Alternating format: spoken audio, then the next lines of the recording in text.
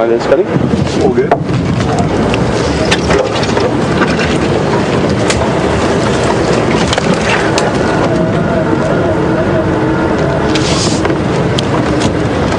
So he was lying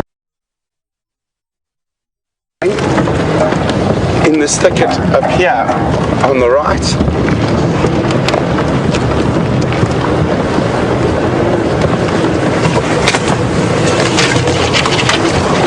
Maybe check a little bit further along the edge of the drainage line.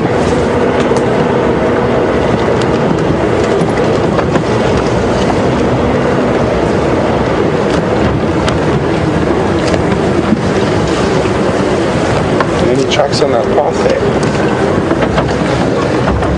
Not that I can see, but it's a bit hard.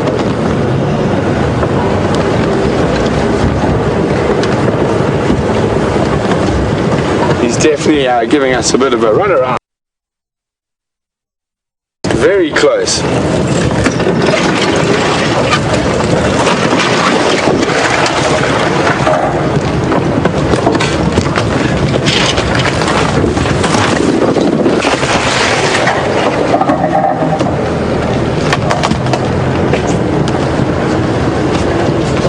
And it's the right time of the day for him to start moving. The sun's dipping, temperature's dropping. Probably spend the heat of the day sleeping in the nice cool drainage line.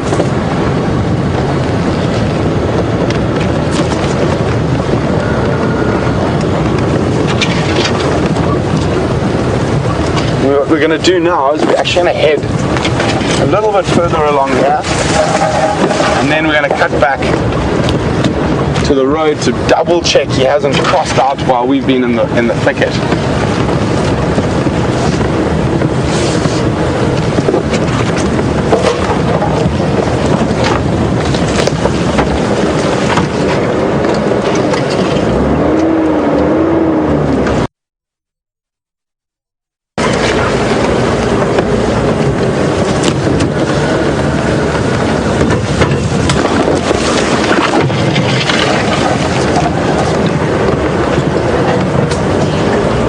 That be ironic? We've been crashing and bashing and there he is sitting in the middle of the road. Where do you guys be?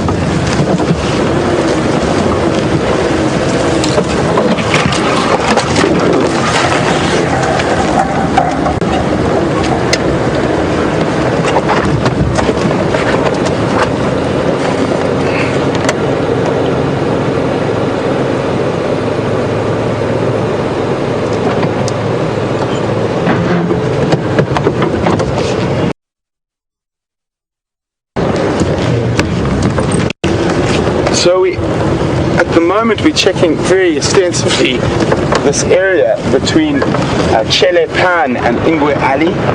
There's a small drainage line there. As you've seen, it's quite thick and the elephants have pushed a lot of trees down.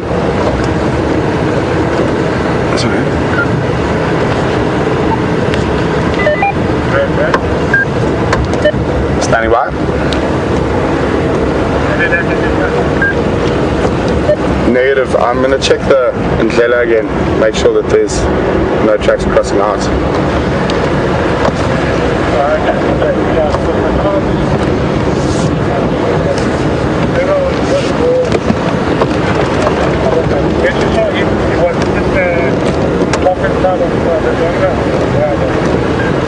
He was on the southern side of the Donga. We came from the north.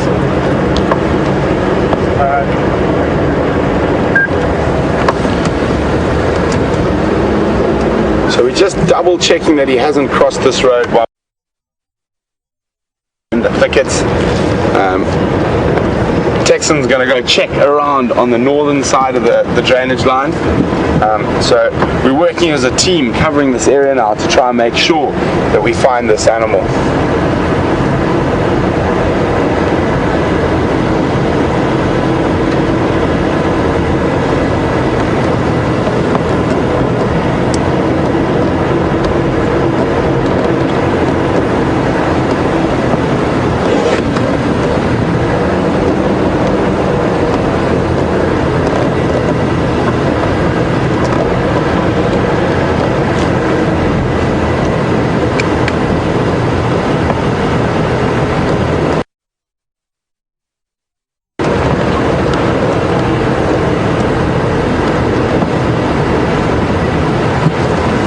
Kevin from Wisconsin. Welcome on Sunset Safari. Kevin would like me to explain what I mean when I refer to a drainage line. How long is it? What is it? How is it made? So Kevin, most drainage lines are actually made on the border of two different soil types, and that is where the ground gives way the most, and generally the depression. So when it rains, those areas is where the water will congregate and flow, and it gives way there because on the border of those two soil types there's a bit of a sort of give, so it erodes more easily, and these are natural erosions. They are not man-made or caused by bad land management, and they are basically very young rivers, and they're all the kudu that we heard alarming, and they are looking very relaxed, so quite sure he's still there. And what we might do is turn around and check on Weaver's nest, see if he's crossed out possibly that way. Sorry Kevin, back to your drainage line. So these drainage lines, obviously, because the water flows into them, could one day become rivers in a very long time. Most of them will stay dry. They're just sort of little dry stream beds, or dry creeks, I think as you would call them in Wisconsin. Oops, sorry, Scotty. But see, they're the kudu that when I first saw him on foot, he obviously moved a little bit, and then all of a sudden we heard the kudu bark at him. So they're moving away from the area where the leopard was, which is a bit unfortunate. They're like an alarm system for us. If he had come this way, they would have started shouting, "Leopard! Leopard!" and we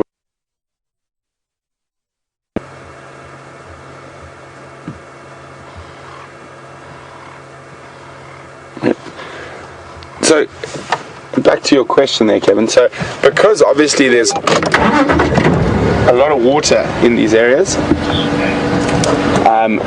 there you get a whole bunch of different tree species that are more water reliant, and it often is quite thicker around them. That's why it was so difficult bashing and crashing through the bush there. And also that particular area, the elephants have had a field day pushing down knob thorns, and they've made it quite difficult to maneuver in there.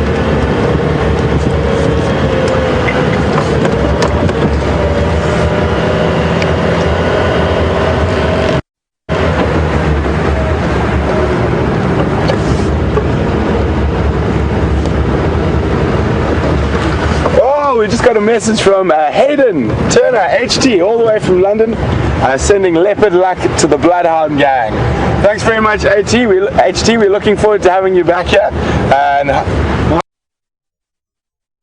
do some leopard tracking on foot with us the next time you're here.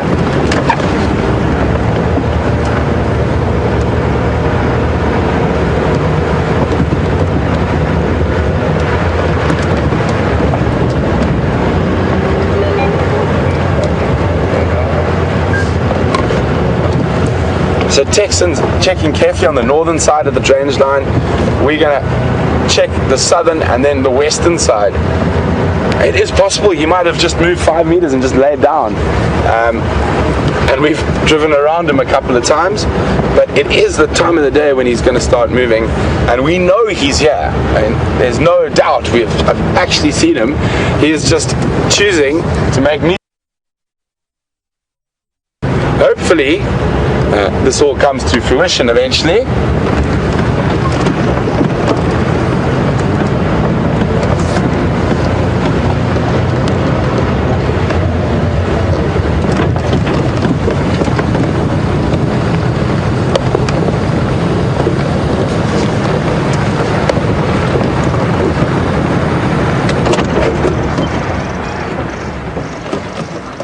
Got some birds alarm calling again.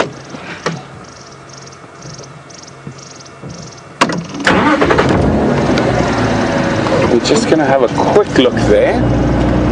Always pays to double check these things.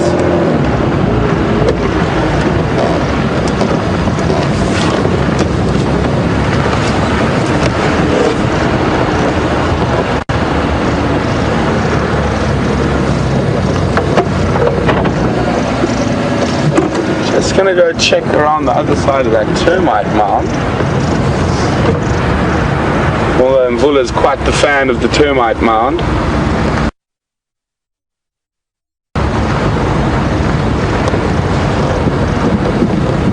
That is actually the same termite mound that Scott and Steph walked into quarantine male leopard during the Nat Geo show.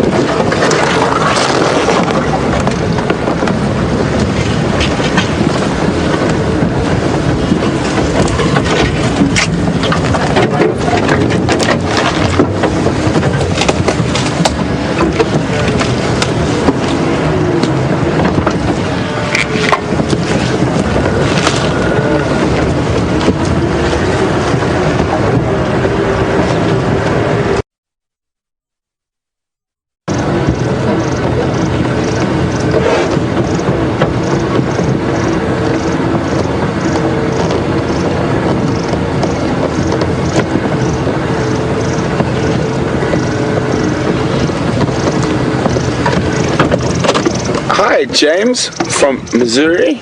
James, we're going to get to your question in a second. So if we go into this little figure here, Scotty, you can see that bird that is making all that noise. And obviously it's one of the smallest birds possible making all the noise. So it looked like a little long-billed crombeck. There's two of them making noise, that's why I just stopped to come have a quick check. And they're not. Maybe off it goes. I think these crombecks are leading us on a wild goose chase. So we're going to head back up to Weaver's Nest and see what's happening. James, sorry about that, just we needed to follow up to make sure there was. So James is a bit worried about how dry the grass is and a fire starting on the exhaust system of these vehicles we're driving. I have actually seen a vehicle similar to this burn into a big pile of aluminium and an engine block in Botswana. It was a Botswana Defence Force vehicle. So we've actually put we've got quite a bit of a piece of steel there that covers that little thing. On a lot of the old Defenders there's a design flaw where you have a little fork like this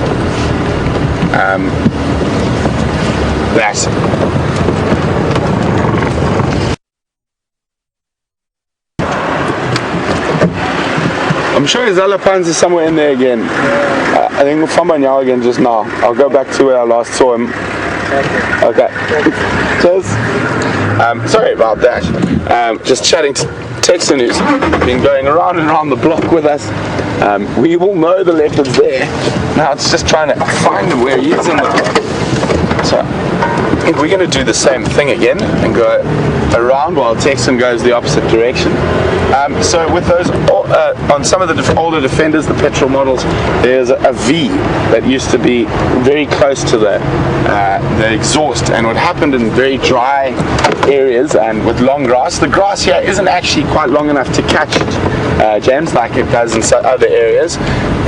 So basically the long grass used to catch across this V and build up till there was a pile of grass that used to touch the exhaust, and obviously an exhaust in a vehicle gets very, very hot, and that would start a fire. And fire in aluminium vehicles is not a good thing. They burn to the ground very quickly, under 6 or 7 minutes, all gone. But we don't have that problem on these. And as talking about how dry the bush is, we do have wet and dry cycles like anywhere.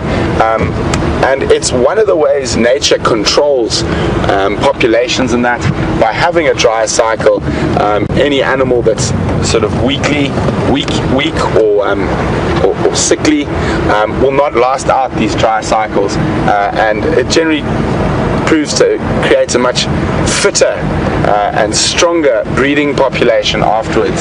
And also a lot of people see droughts as a very big negative, and like in a lot of places quite a lot of elephant die from droughts and wildebeest and all sorts, and this is actually nature sorting itself out. It is a natural. In in doing that, they remove sort of the weaker individuals from the population, and it's a purge. It's a natural purge of the population, like certain disease outbreaks amongst animals, and not necessarily a bad thing all the time, because they do make the general population that survive much healthier and stronger and resistant.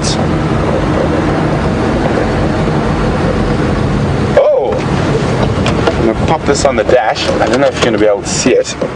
It's quite a little thing. That's from my meanderings around the bush looking for that leopard. Come on. Ah! Or maybe you'll see it on my thumb. I'm not going to leave him there for too long, otherwise he might latch on. See that tiny little... Oh, where'd he go? Oh no, this is a problem. Did he fall off? I didn't see. Oh no, there he is. Oh, and he's going around the other side. See there, that is a little tick that I picked up on my wanderings in the bush there. Fortunately, guys, he's trying to latch on into a nice soft spot there. So fortunately, I found him before he managed to latch on to me. So I'm going to return him to the bushes and go find an impala to latch onto.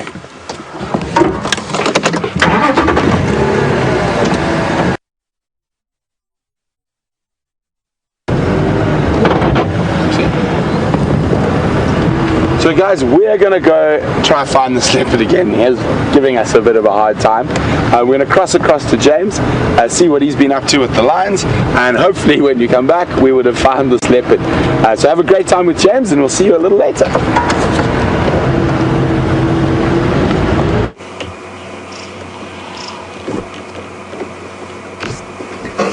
Welcome back to Jiga, everyone. You can see the sun is just starting to set, and Freddie has managed to get an incredible picture of it. The lions are, well, pretty much as we left them, really. There's one sitting in front of us here who's almost half, sort of, maybe a little bit woken up. She's quite scarred on her nose, probably also from fighting over food. And you can see her eyes opening slowly. And you can probably also hear the chin spot Battises are back, shouting at them. It's such sweet little birds. I'm not sure why they're alarm calling at the lions. They're not Battises, actually, they're crombecs. Long-tailed, long-billed crombecs. They're little tailless birds who've obviously decided the lions are not going to hunt them, unsurprisingly, and have headed off.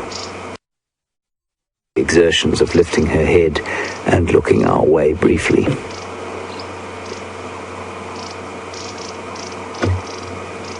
Sometimes when people come to Africa for 2 or 3 days at a time, this is all they get from lions. They get these incredibly lazy animals lying about doing nothing, and they're rather disappointed because they... What are you doing, Andrew? To take Freddie in hand when I get home. He's clearly misbehaving on the back there. Sorry about that. And so if you've come out here and you expect, you've seen the Lion King movie and you expect great regal lions walking and calling at every available opportunity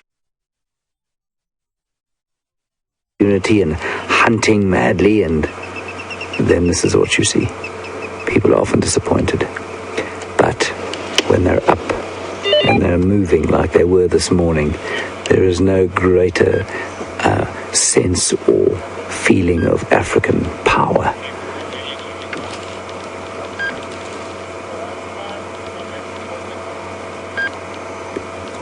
But right now, watching these lions is a little bit like having an anesthetic. Although they're still very beautiful, and the sunset we've just had is incredible. So as the sun starts to set now, or has in fact, no, it hasn't quite set, it's just going down behind the clouds, you can hear the crombecs were starting to call. We had some black-headed orioles, beautiful golden yellow birds calling behind us. The Natal franklins have come out from their daytime resting places, and they're starting to fossick around in the dry undergrowth, trying to pick up seeds and insects and whatever else they can find. The doves are coming down to drink. You can hear a blacksmith lapwing calling in the background. Ding, ding, ding, ding, ding. And so all around the sort of crepuscular activity, you hear a laughing dove flying off behind us.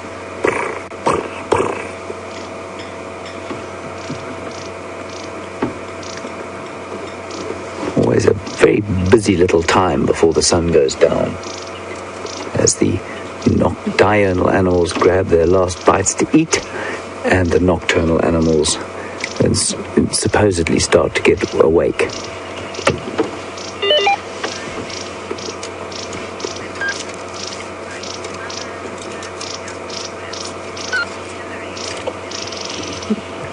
Hillary in Tennessee, you ask an interesting question. Thank you very much for your question. You want to know if some lionesses are more likely to clean than other lionesses, and the answer is I'm not sure. I suspect probably yes. Definitely, certainly what we saw just now was that the older lioness was doing the cleaning, and there was some perfunctory attempts from some of the younger ones, but then they went back to sleep while the older one carried on cleaning.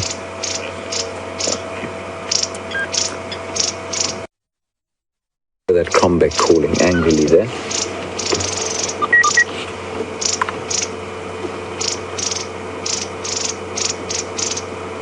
You see him, and I'm not sure if you can.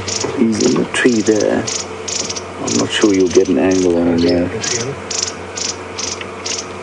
I'm just trying to spot these little crombecks. Oh, look at him, there he is. He's very cross.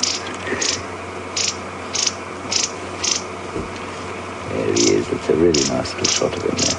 You see he's got no tail at all. The long-billed crombeck. Getting closer and closer.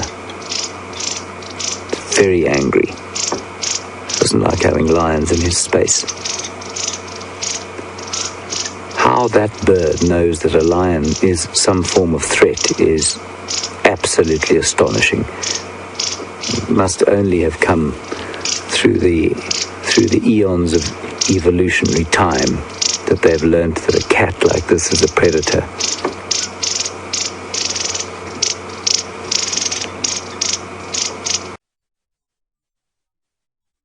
He's at the top there, Andrew. You might get a bit of a shot of him. And there's two now. Yeah. There we go. That's wonderful.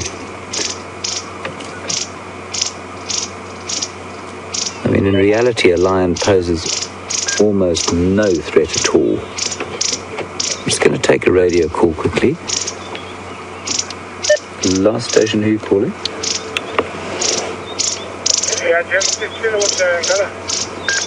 Yeah, affirmative. They are still lying asleep here. Okay. Now, just want to go back to try to help.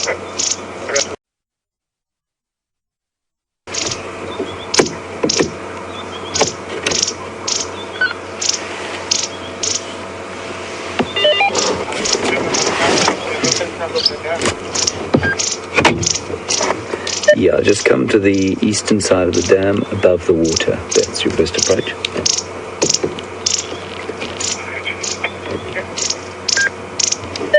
Just off the Popoo's Road, where that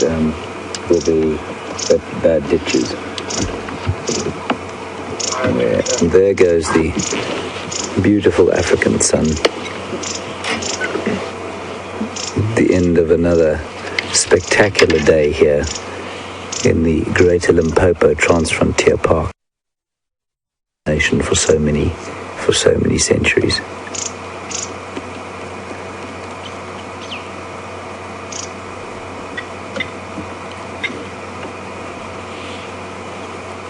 So I'm just going to let you listen for about 20 seconds as the sun goes down, and just listen to the calls and sounds of the African evening.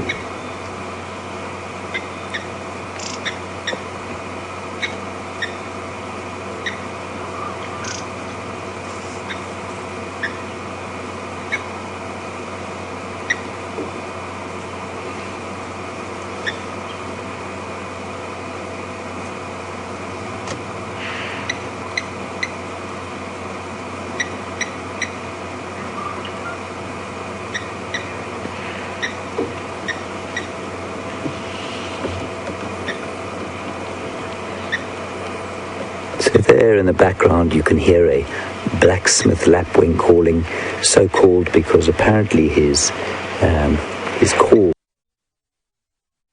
sounds like a blacksmith's hammer knocking on an anvil.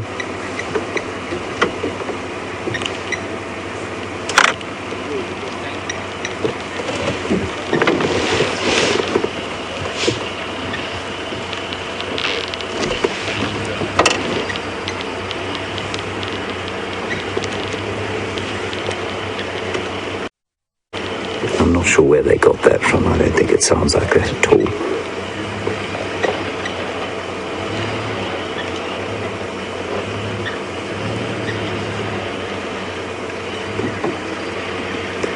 I'm not surprised these lions are hungry. I've never seen such a lazy bunch in my life.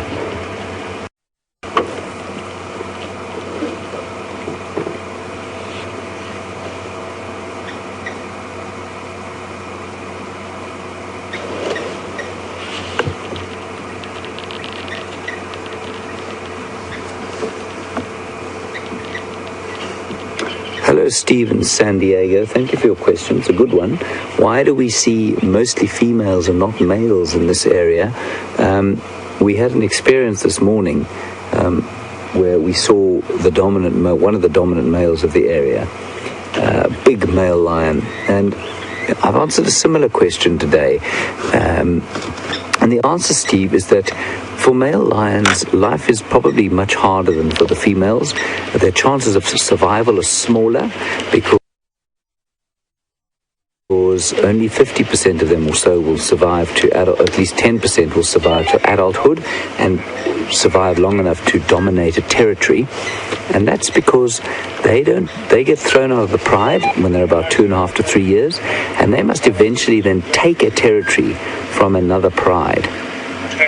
And the difficulty with that, of course, is that they must fight for that, physically fight for it, whereas the lionesses live in a close-knit group. They can feed off each other, and they can help each other to kill and hunt. Where the males, certainly as nomads, have a difficult time doing that. And that is basically why there are fewer males than there are females.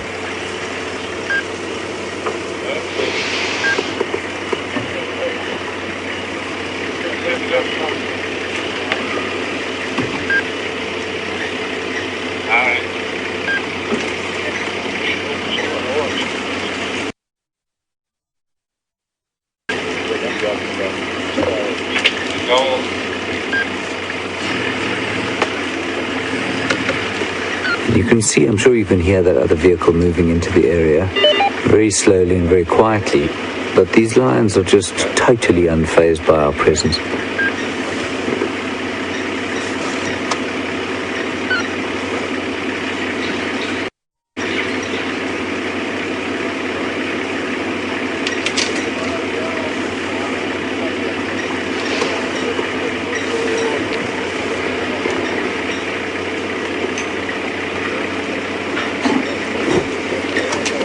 One of them's got up.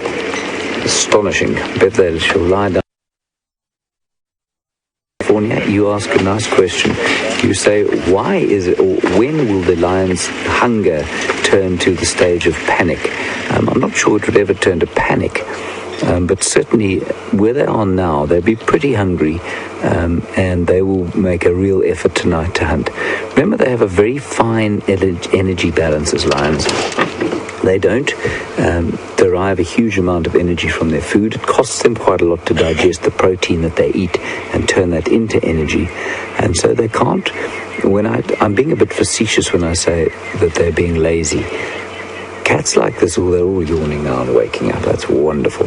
Cats like this, and do you know that because of the diet that they eat, will struggle to maintain a form of activity or too much activity because they don't eat any fat. There's no fat in them, very little fat in what they eat, and there's no carbohydrate or sugar in what they eat. So to answer your question, John, in a roundabout way, they will try. I can see they're pretty hungry, but I don't think they'll ever panic about it.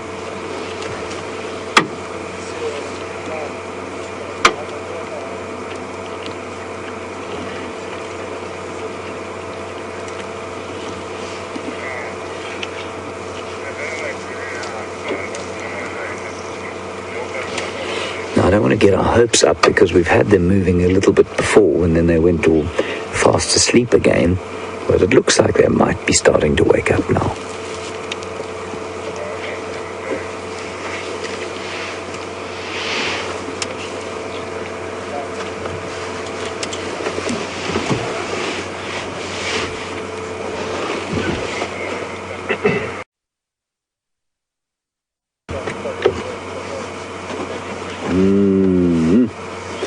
Wow.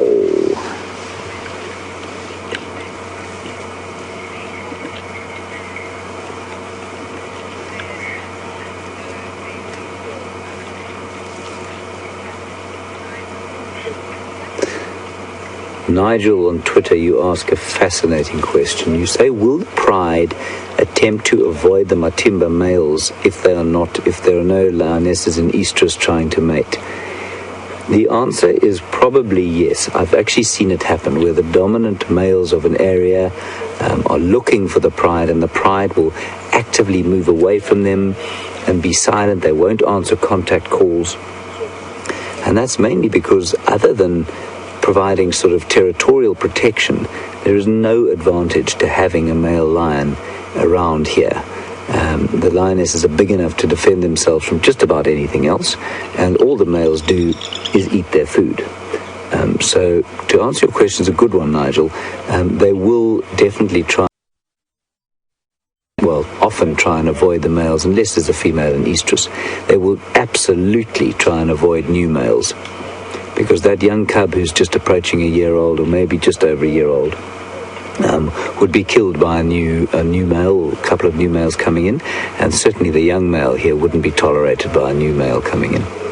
He'd have to skedaddle post-haste.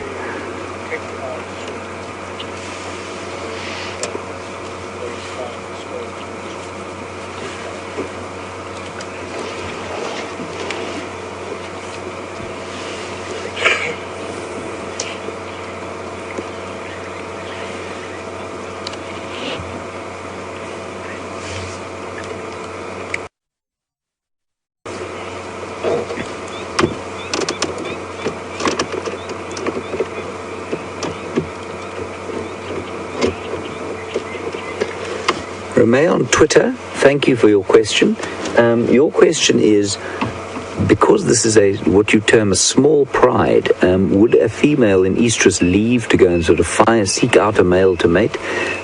There are two aspects to that. First of all, for a Kruger pride, this is about average size. 3 lionesses and their cubs is roughly the average Kruger lion pride size. Yes, you do get much bigger ones, but this is not a particularly small pride for this area.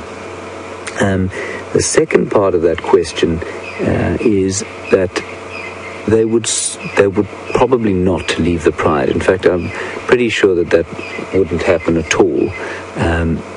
To go and mate, the males will come around every so often, and they will pick up. They will pick up whether the females are in estrus or not. Just from the scent marking that the pride makes, that the scent will be different when the lionesses are in estrus, and so the males will seek the pride out. Here we go. Here's some action. Here we go. Now that lion's head is about the same height as the door of my Land Rover, so she's pretty tall. Look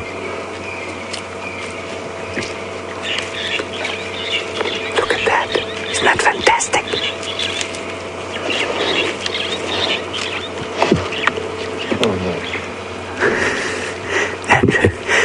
said, oh no, because one of them has decided to relieve herself right next to us.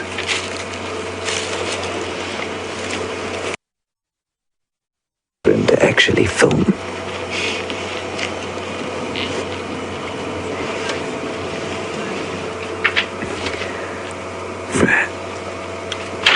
The orange eyes in this one. So we're going to let them go behind us, and then I think they're all going to move, and they're starting to have a drink. But I cannot move the car now without disturbing them, so I'm not going to. That one lioness had very orange eyes compared with the yellow ones on this sub-adult here. Also, this lioness coming past us here has also got very yellow eyes, not orange. Oh, that's just spectacular. I can't express how incredible it is to have these magnificent cats so close to me. Junior's so lazy. Lazy Junior, as is the wont of teenagers the world over, would rather do nothing. How close are they there behind us? Literally one meter behind us. Okay, I can't move, I'm afraid. You can't move. There's one about 3 feet behind us.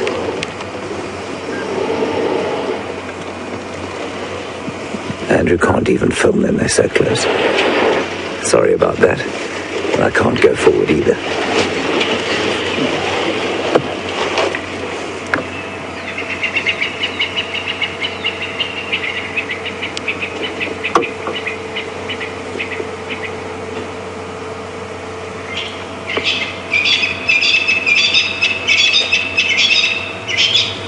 Djuma. Yeah, there's one right here. Camera pointing. We can't move.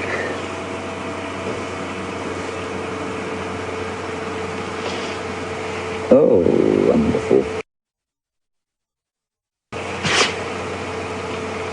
Thanks for that, Andrew.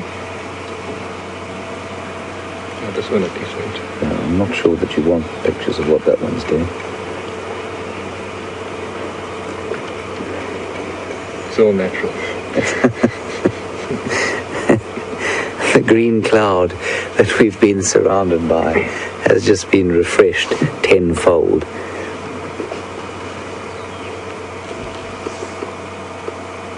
Shame, poor old Andrew, every time he points the camera somewhere and lion does something that is not really TV friendly. It's not his fault.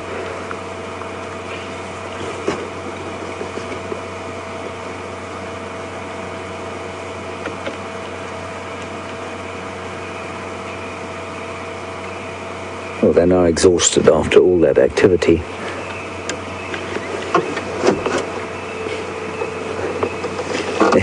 There is one just 3 feet behind us, so we can't move. I'm hoping that this lazy lump in front of me will stand up and move, and then maybe we go a bit forward and turn around. He's just yawned. I think he doesn't do much else other than yawn.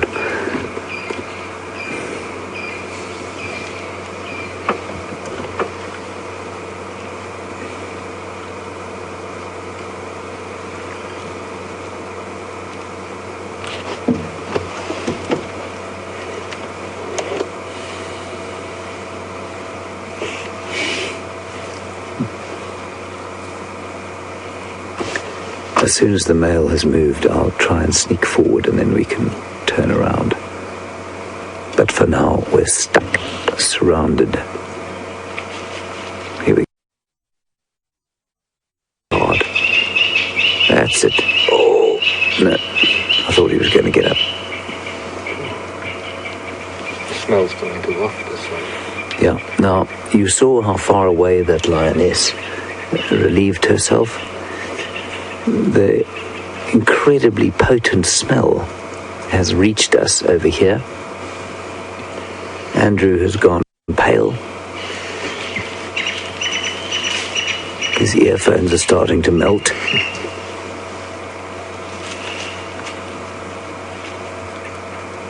There we go, isn't he beautiful? Oh, look at that. Here he comes. He's also got yellow eyes. There are two different colour eyes in this pride, yellow and orange.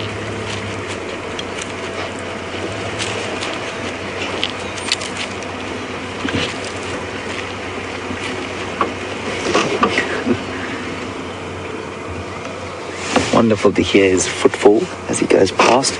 Okay, I'm going to try a fairly daring driving maneuver and not frighten them from behind us.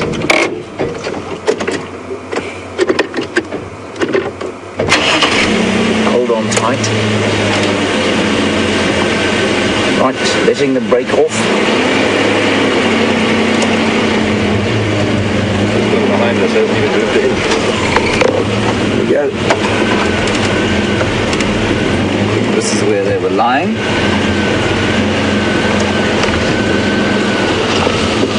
Turn around. See where they all are now, where they were in relation to us.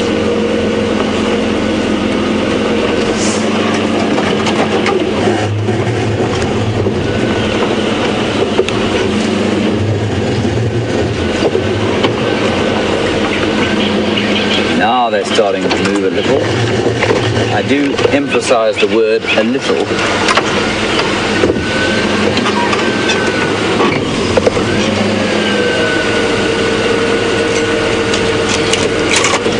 Junior looks most offended that they've decided to move at all. You see him looking, what he's looking at, we got him there, he's looking at the front of the vehicle. The front of the vehicle's got two headlights, which I'm pretty sure to an animal like this must look like two eyes. And that's generally the contact that they make with the vehicle, if they make any at all.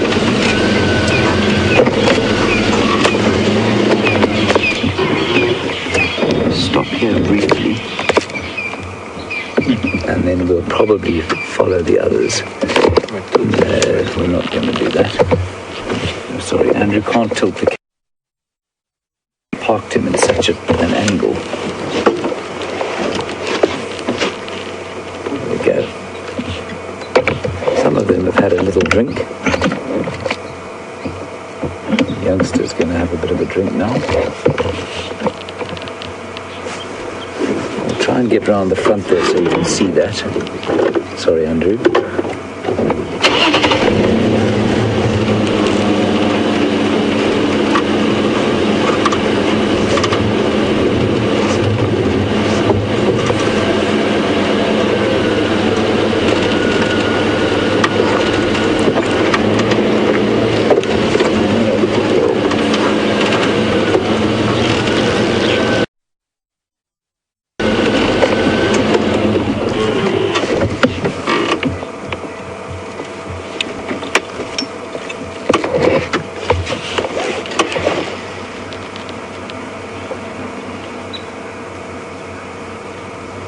Young lioness sort of got yellow eyes. I want to find the one with the orange eyes again.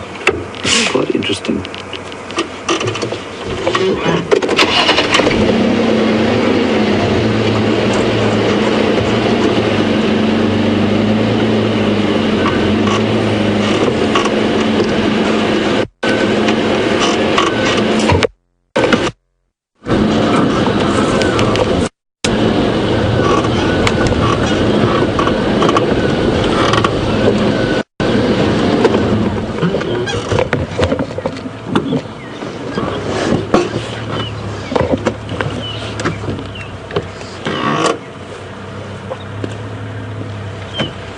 So there she is.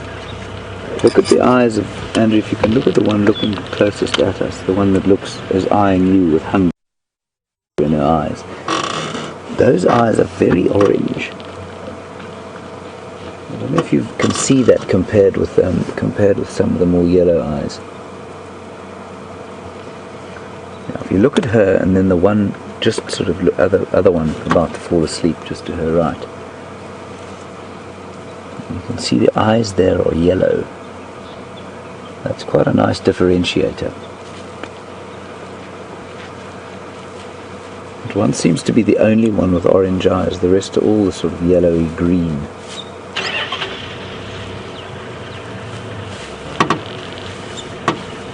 here comes the rest of the pride now.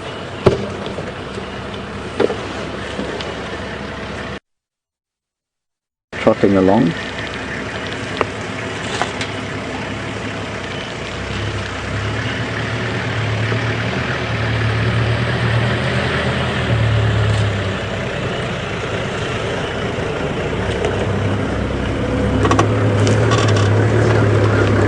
Here, ngipukile namwini.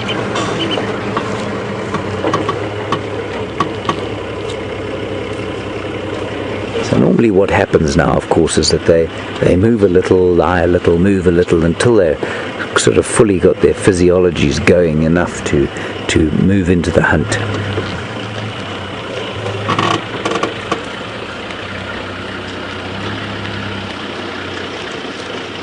Ooh. Okay, now this is fascinating. That is really interesting. He's exhibiting something we call phlegmon. Now, phlegmon is when he opens up his soft palate and opens a tract to an organ in the brain called the organ of Jacobson. And what that does is tell him if the female is ready to mate or not. So he's just had a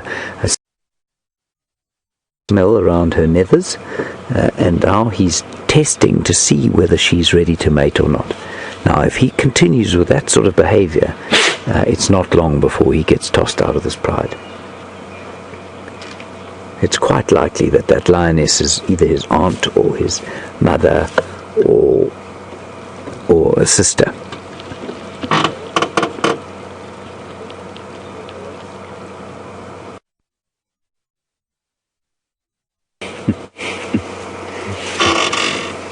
He's either playing or he's got so hungry he's now going to eat a piece of wood. She, I mean.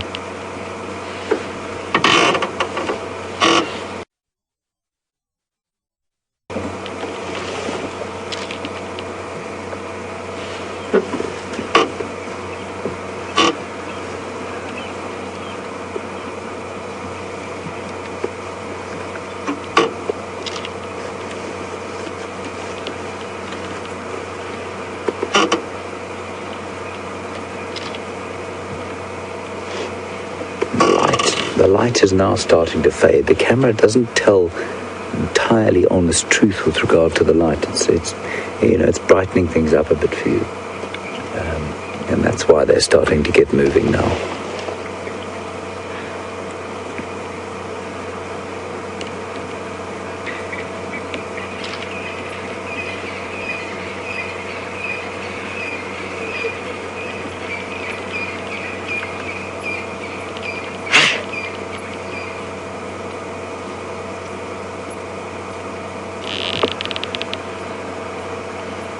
Not sure if you can hear there, but there are a whole lot of squeaking sounds. I'm just going to sit quietly for the next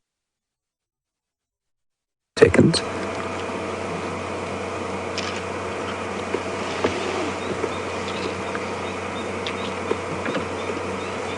They've now stopped, of course. There were some bats flying around, but they're making very high-pitched calls, which you can actually hear. It's amazing, and that's how they're catching the insects that make up their diet. It's an utterly unbelievable method of catching things.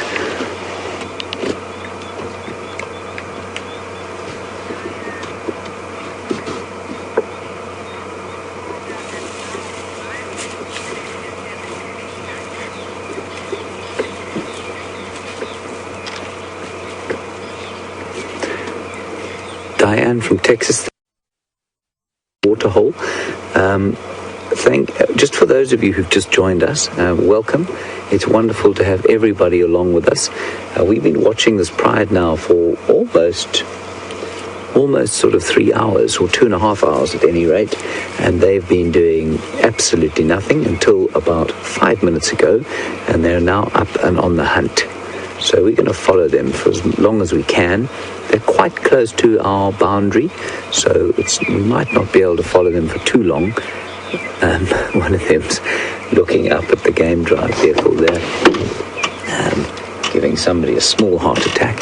And so we're going to follow them through the bush. Welcome to all you newcomers. Please remember that you can send through any questions you like, any comments to #SafariLive, or questions@wildearth.tv. Okay, we're going to follow these lines.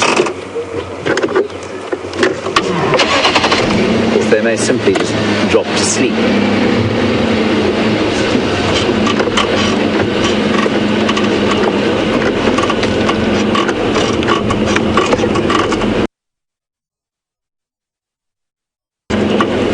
Watch your head here, Andrew.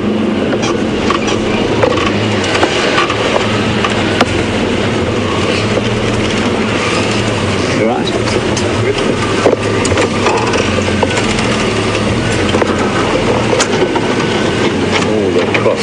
Okay, they're crossing this drainage line. I'm not sure if we're going to be able to get across there. We will eventually, but I don't want to lose them. I also don't want to lose Andrew or this Land Rover. I don't think we're going to be able to get across there. Watch your head here, Andrew. There.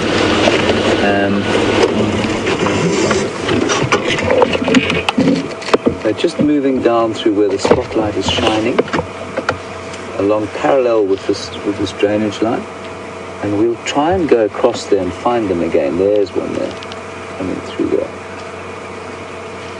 You can just see them going there. Okay, I'm not going to shine on them now. I'm going to try and get around as quickly as possible.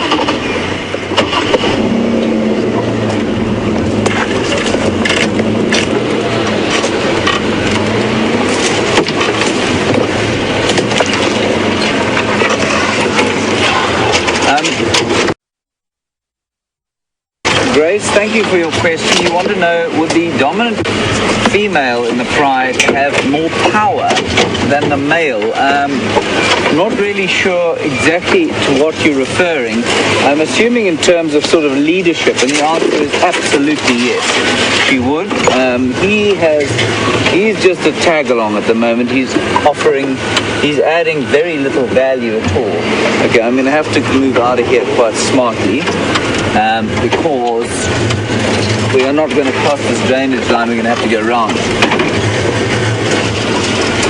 So Grace, he is on borrowed time, especially having just watched him investigating the receptivity of one of the lionesses.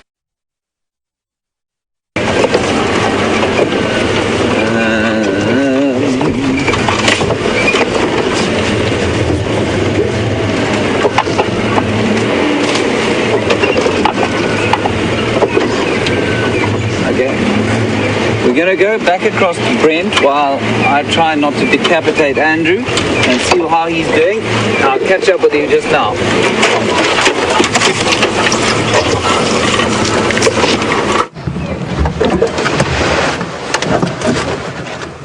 Welcome back, everyone. This leopard's been giving us an incredibly hard time. I went on James's theory. Moving out. But possibly the leopards here can fly. So we've checked further out. I did find tracks again in the block, but now heading north when he was heading south earlier. We're very sure he's still there. Also decided to let it darken down a little bit, come check around Twin Dams, and then we're going to loop a big loop back into that area. We're going to check around Treehouse as well, Treehouse Dam, and see what else we can find. We're hoping he moves out of those thick areas, and now as it's a bit darker. But other than that, I hear you guys have been having fantastic time with James and the Nkuhumas. And just listening a little bit. It's that time of the day. The bats, we can hear them start getting moving. So, oh, excuse me. We're going to head to the sort of west and then head north again and try and hope that that leopard comes out of that block at some point. For those of you who might be new, you are watching us on a live African safari. You are joining James and myself on the back of our vehicles, and you're exploring the wilderness of Djuma and Arathusa private game reserves with us, and it's open to the Kruger National Park. So a vast expansive wilderness, unfenced wilderness, where animals are able to freely move between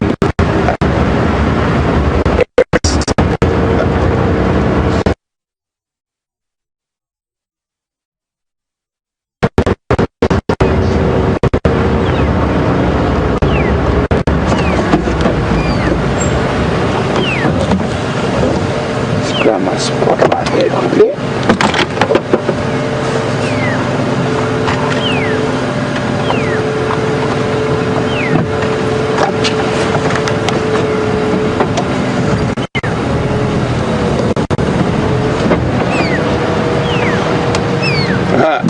The culprit.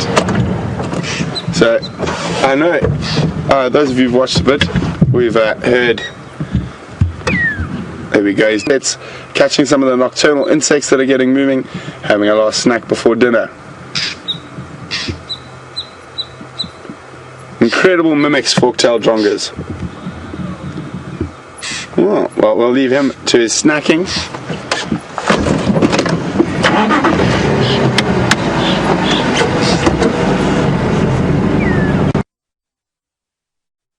See, there is mimicking the pearl-spotted owlet.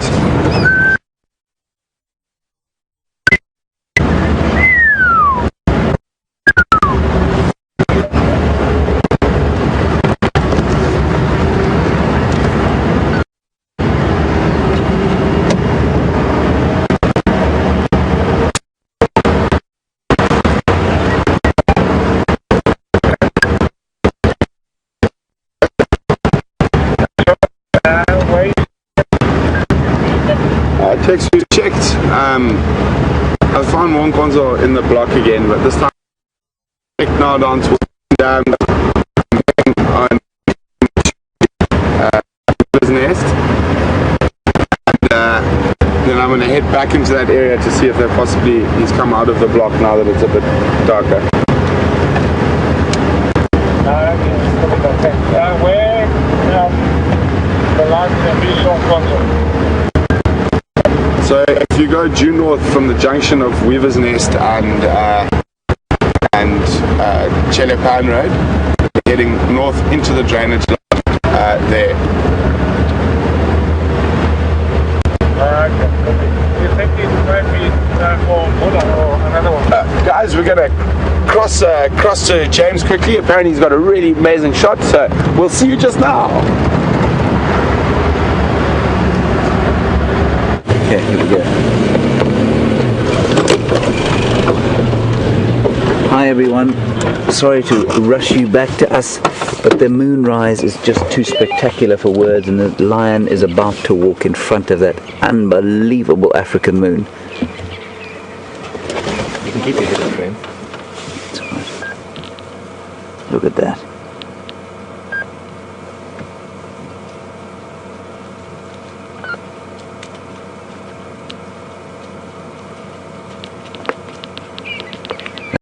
Can't be done justice to, I'm afraid, on the camera. But it is lovely to see them in the moon, and unfortunately for the lions, that moon is not good news, because it will light this place up almost like day. You'll see on the way home, I'll show you when we're driving back, we'll drive back without the lights on for a period, and you'll see just how bright it is. Magnificent.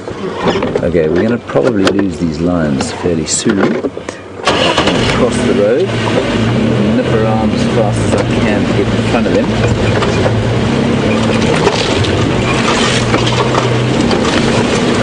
Turn the side light.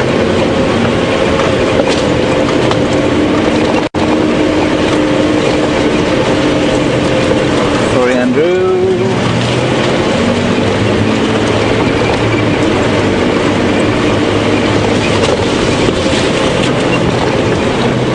Side lights on. Oh yeah.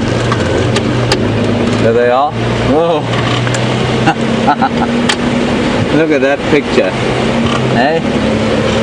I'm going to turn the lights off. It's just too nice to darken. Maybe not.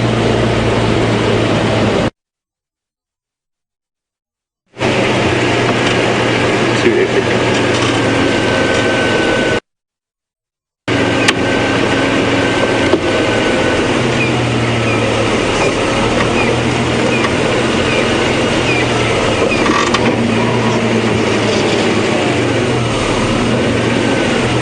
That's them crossing north off the boundary.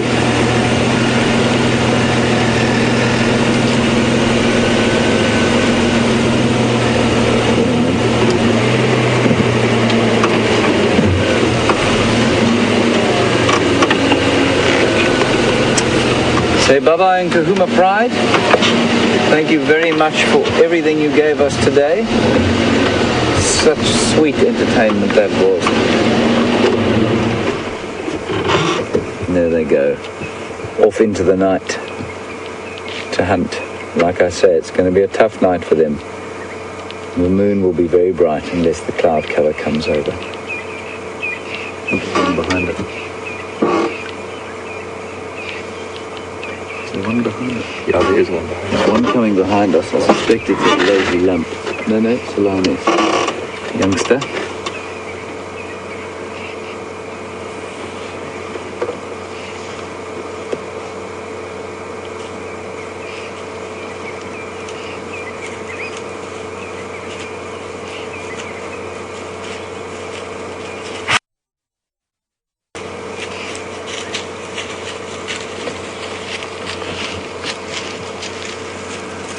Sorry, I whipped the spotlight round a bit unkindly for Freddie there.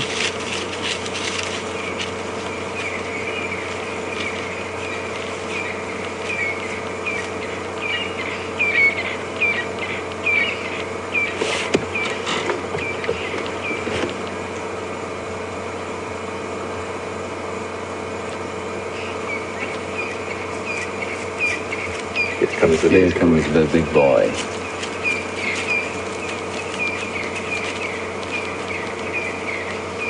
Try not to shine in their eyes.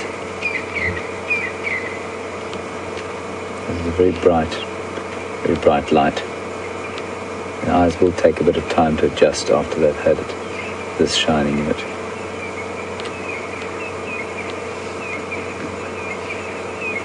Now you can see the black there. Now, if you imagine that the view that you've got of the lions there is what they have with a natural eye, you can see how the black does actually stand out. It's actually quite a nice illustration there. Now, while they won't see quite as bright as, I don't think they'll see quite as bright as with this light, it's probably more like that. But that black is still pretty obvious.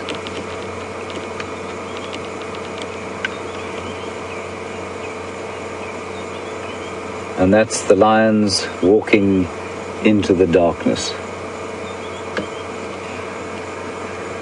And we're going to go and see if we can't get you a nice view of the moon again.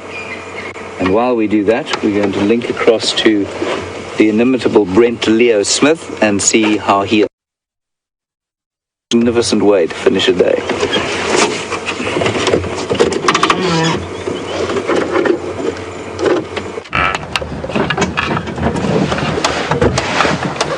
Welcome back. We are still on the trail of this leopard. We've decided to just move away, sort of reset.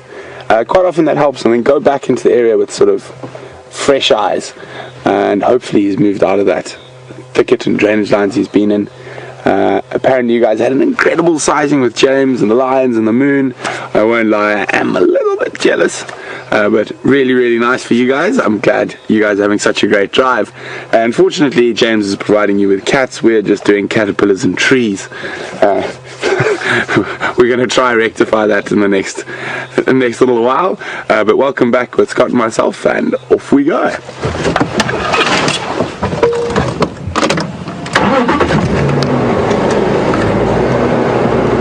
So just in case we've got some new viewers with us, you'll see there's this big bright spotlight that I'm flashing around. And there's certain animal species we won't shine the spotlight on, like any of your diurnal animals. So diurnal animals means animals that are active mostly during the daylight hours. So you're looking at most of your herbivores, wildebeest, zebra, giraffe, impala, bushbuck, nyala, duiker, steenbok, most of your herbivores. And the reason for that is that the light can blind them if you keep it on them for an extended period, which makes them easy targets for predators. Predators' eyes and other nocturnal species' eyes, on the other hand, on them without any adverse effect on their eyesight. So just in case you guys are new and wondering, also just to remind, if you are new, we are live. You are sitting on the back of my vehicle going on an African safari in Djuma Private Game Reserve in the Sabi Sands. And we're also interactive, so you can send us questions about what we're seeing, what we're doing, and you can do that via email. And the email address is questions@wildearth.tv, or you can just use the hashtag SafariLive if you're on Twitter.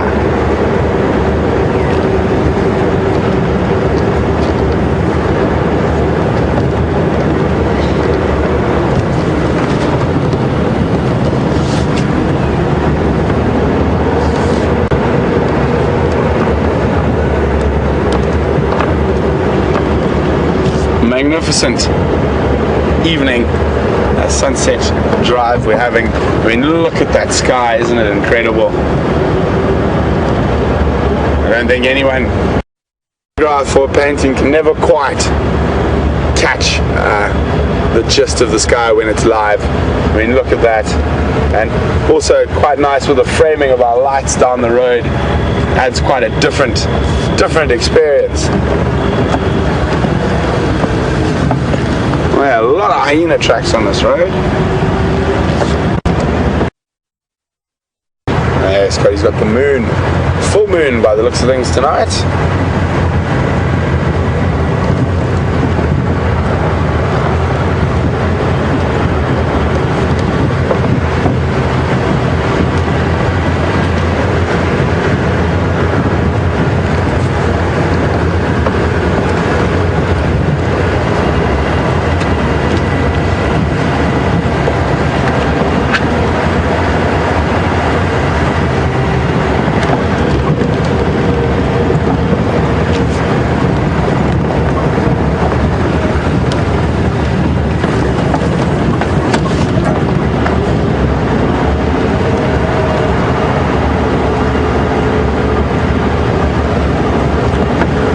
Nice temperature at the moment, and the bush smells different to me in the dry season. Sort of a dusty smell, but not in a bad dust, not like a dirty smell, just a, I don't know how to describe it properly, but it's one of my favorite smells. Sort of a mixture of sort of crushed vegetation, sort of crushed leaves, dust, and buffalo dung when we're around where there's fresh buffalo dung. And that smells very, very similar to cow dung. So, very similar smell to if you were on a cattle farm. For those of you who know what cow dung smells like.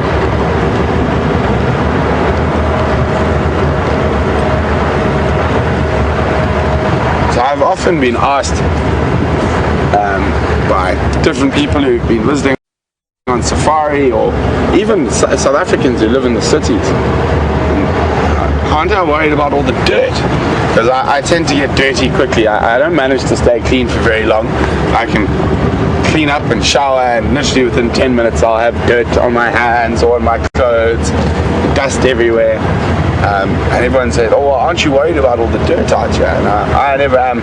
This is good, clean dirt, not like city dirt.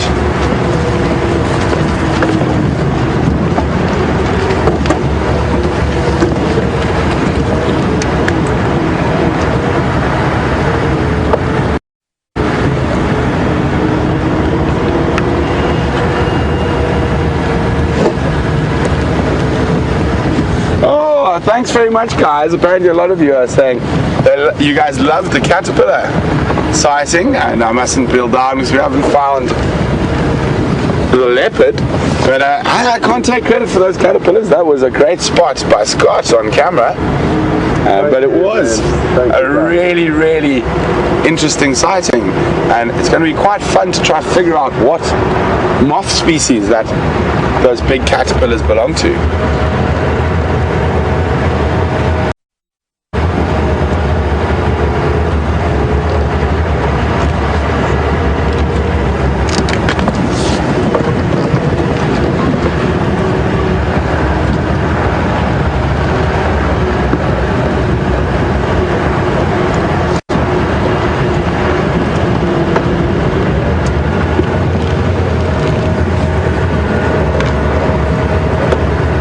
Okay. I think we're going to have a little competition now. We're going to have a cameraman off. So it's Scott versus Andrew and James versus Brent. Who can put them in the best position for the most epic moonshot. What do you think? So, you know what? I feel bad for them because I'm that confident about Scott and myself. We'll let them go first. So we'll cross across to James and Andrew and see what they can come up with, and then we'll be back hopefully with the winning shot. And I think you guys should vote on which is the best shots, and do that on Twitter and on email. You can use the hashtag Safari Live on Twitter or the email address questions@WildEarth.tv. So we'll see you just now. Over to James.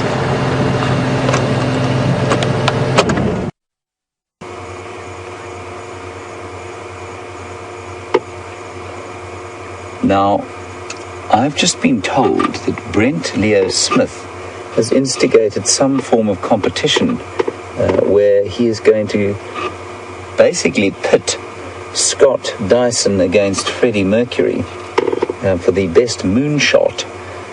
So we're going to watch Freddie do the best he can. I've just been out of the car trying to take a picture myself with my little camera. It was absolutely hopeless, I'm afraid. I'll take another one while Andrew tries to win the competition. Please let us win. We have very fragile egos, Freddie and I. I will take a picture with my camera now that will hopefully will show you and will hopefully also destroy Brent and Scott's efforts. Stand by 1 second. Will be a long exposure photograph. Brent is a very fast photographer, of course. I am an extremely slow one.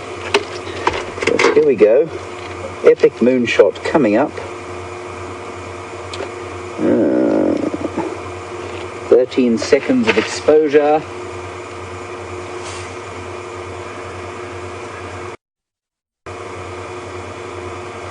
There we go. Be patient, here it comes.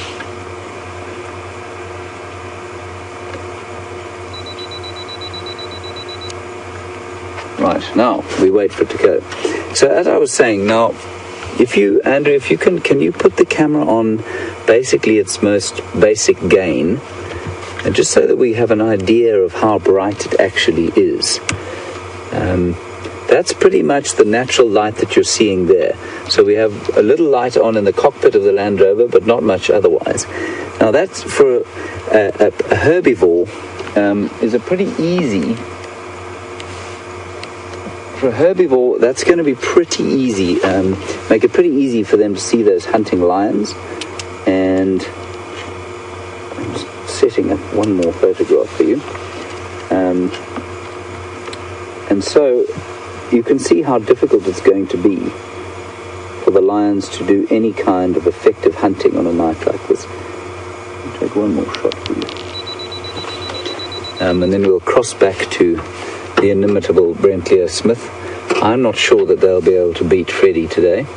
He's been on fire. He spotted all the lions, filmed them, and now he's filming the moon from high on a crest on our northeastern boundary. And it's beautifully balmy warm, even though it's winter here. It's just such a nice time to be out, and such a peaceful time to be out. Right, I'm going to show you my photograph. I'm a pretty amateur photographer, to be honest. My camera still says it's busy. You can see that it's such an epic photograph that the camera is busy creating it properly. It should be no more than another 3.5 hours or so before it's ready. There we go. Here it comes. Look at that. You can even see that. Hey, look at that. Very nice. I think that's an epic. Brent Leo Smith, eat your heart out. Okay, I think we'll link back to them now. We haven't been asked for a link back to them, but I don't really mind. We're going to try and catch them off guard and so win the competition. One must do anything one can to win these days. So back to Brent.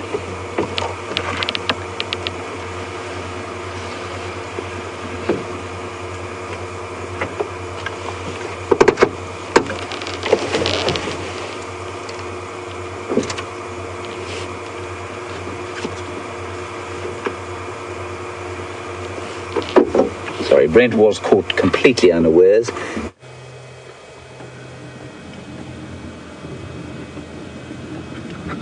And if you zoom out, That was a disaster. We live. Sorry, we live. That was a disaster, folks. But I'm going to go back into the moon. We were trying something funny there with Brent on the bonnet. And he was trying to cup his hand, which I'm going to try and resurrect and show you what we're going to do now. If you could put your hand a little bit further out, Brent. A little bit more. A little bit more. A little bit more. And a tiny bit down. A tiny bit up now. So as you can see, we were caught off guard, folks, and apologies for this mess. We were trying to set up an interesting, different, artistic moonshot. But we weren't quite there, and not away the camera skills, but you get an idea of what we were trying to achieve, and maybe next time. Okay, I think I better get back in the seat. Okay.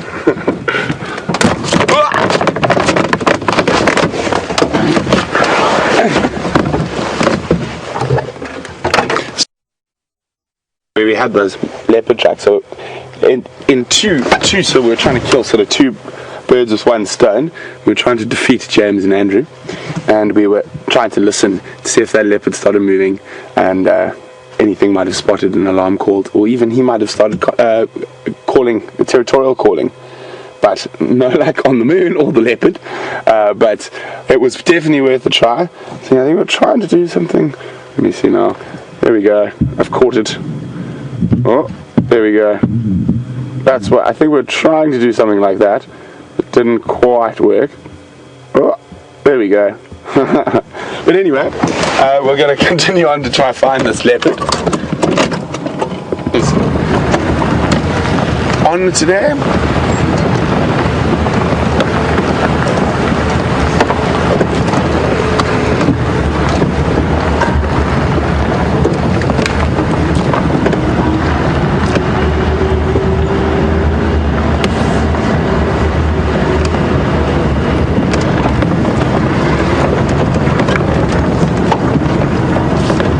It seems like you guys enjoyed our failed attempt at holding the moon. We're definitely going to have to practice after drive, Scott. I think we need to put at least half an hour It will be homework. Yeah, we're not allowed to eat till we get that right.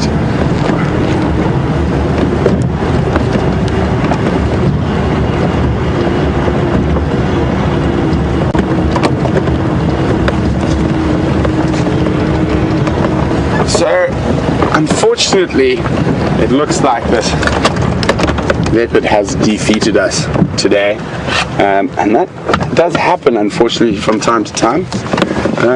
Keeps us cocky, thinking we can find leopards at will, but I'm definitely going to be looking for him again in the morning. Can't let him win twice in a row.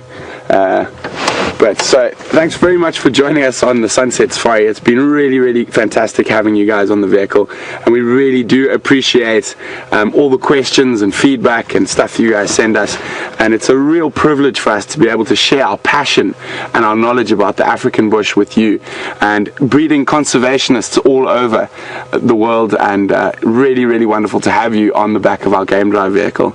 And it's going to be a great sunrise safari. I'm definitely going to be hot on the tracks of this male leopard again, hopefully with a little bit more success. And then not being able to find him in the vehicle, but that does happen from time to time, and maybe he just needs a little bit of a break from the vehicles. So, and if a leopard doesn't want to be found, you're not going to find it. So, and thanks very much to Scott today. He's done an excellent job on camera. We've had a lot of fun, and thanks very much, and we'll see you on the Sunrise Safari. Have a great couple of minutes with James, and wonderful evening. Good night.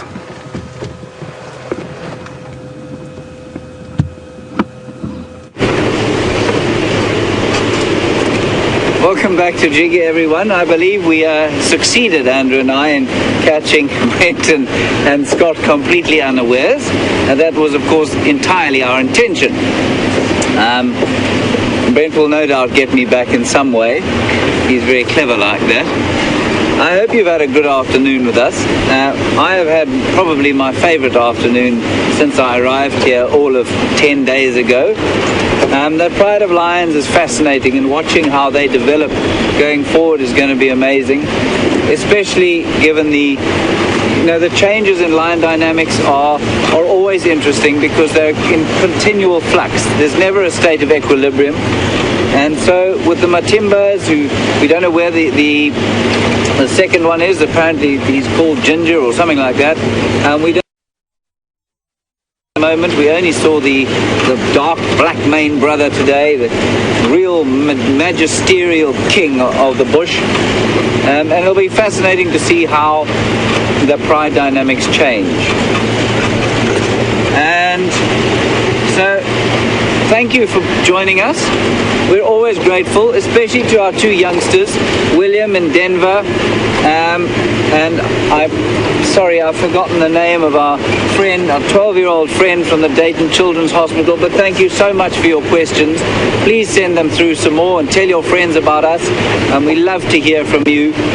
And if you remember any comments, emails, watch the dam cams, and we'll see you in the morning, obviously, very early. And a big thank you to Scott and Brent, who I know spent a huge amount of the afternoon trying to find a leopard for us all. Thank you to old Freddie Mercury behind me, who did a sterling job as always, and to Eugene and the sultry tones of Nikki in the control box. We're very grateful for them too. But mostly to you for watching and enjoying with us.